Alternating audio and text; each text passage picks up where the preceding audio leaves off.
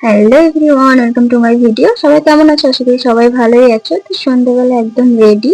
তো বরের সাথে গিয়ে গাড়িতে বসেও পড়েছি। আমরা ভাই বোনেরাই ছিলাম। আর এই দেখো, বরের দুপাশে দু বোন রয়েছে, ওরা আমার আরেক পিসির মেয়ে।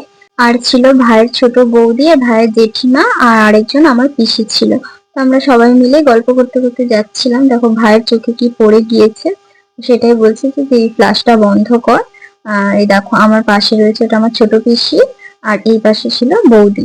বোন ভিডিওটা করছিল, বৌদিকে দেখায়নি, পরে দেখিয়ে দেবো। বলছিলাম যে ভিডিওতে সবাইকে দেখান। তো কিছুক্ষণের মধ্যেই আমরা পৌঁছে গেলাম গেস্ট হাউসে।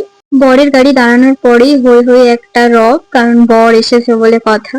তারপর গাড়ি থেকে নেমে পড়লাম। গাড়িতে শাশুড়ি কি জল দিতে হয় দিয়ে দিল গাড়ির চাকাগুলোতে। তারপরে ওদের যা নিয়ম সেগুলো করে ওকে বরণ করে নিচ্ছিল।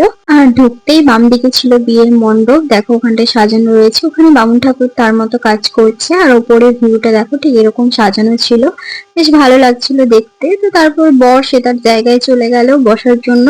ওর কাছে গিয়ে বললাম তুই বস, আমরা একটু দেখা করে আসি তোর বউয়ের সাথে। তো গেলাম নতুন কনে, কি মিষ্টি লাগছিল ওকে দেখতে। গিয়ে দেখছি ফটোগ্রাফার দাদা ওর তখন ফটো তুলছে। তো ওর সাথে কিছুক্ষণ বসে গল্প করছিলাম, তারপর আবারও নিচে নেমে এলাম। তো নেমে আসার পথে আমার এক দাদার সাথে দেখাও, আমাকে জিজ্ঞাসা করছিল যে নতুন কনে কোথায় রয়েছে। আমি বললাম যা ওপরে, ওখানেই রয়েছে। তারপর এদিক ওদিক একটু ঘুরে দেখছিলাম, আর আমি আমার ভাইকে খুঁজছিলাম যে ও কোথায়।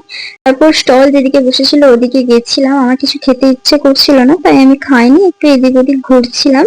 তো কিছুক্ষণ পর দেখছি বিয়ে সেদিকে শুরু হয়ে গিয়েছে। তো আমি ওইদিকেই চলে গেলাম বিয়ে দেখার জন্য। প্রথমে এটা কি হচ্ছিল আমি জানি না, তো অনেক নিয়ম কানুন থাকে, সেরকমই প্রথম কিছু একটা হচ্ছিল। তো তার কিছুক্ষণ পরে দেখলাম ভাইয়ের ড্রেস চেঞ্জ হয়ে গিয়েছে। এবার কনেকে নিয়ে আসা হচ্ছে শুভ দৃষ্টির জন্য। তো তারপর এখানে 7 বার ঘোরানো হচ্ছিল। ওই সময় অনেকের মাথা ঘুরে যায়, এমনিতেই সারাদিন না খেয়ে থাকে। তো পুরোটা তো ভিডিওতে দেখানো সম্ভব না, অনেকটা বড় হয়ে যাবে।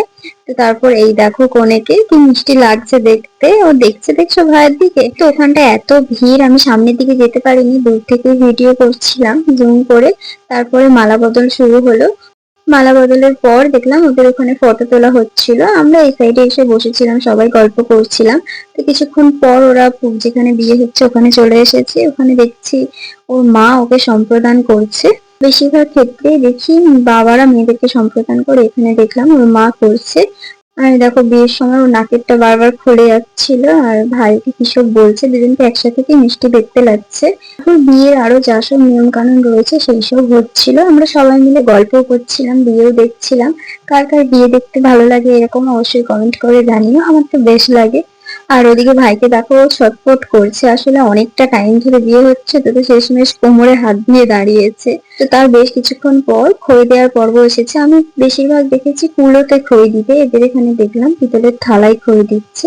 তো তারপর শুরু হলো 7 পাকে ঘোরা। ওরা কি আস্তে আস্তে দুজনে হাঁটছে দেখো। তো তারপর কিছুক্ষণ পর সবাই বলছে একটু তাড়াতাড়ি করে হেঁটে যা, এমনি অনেকটা দেরি হয়ে গিয়েছে।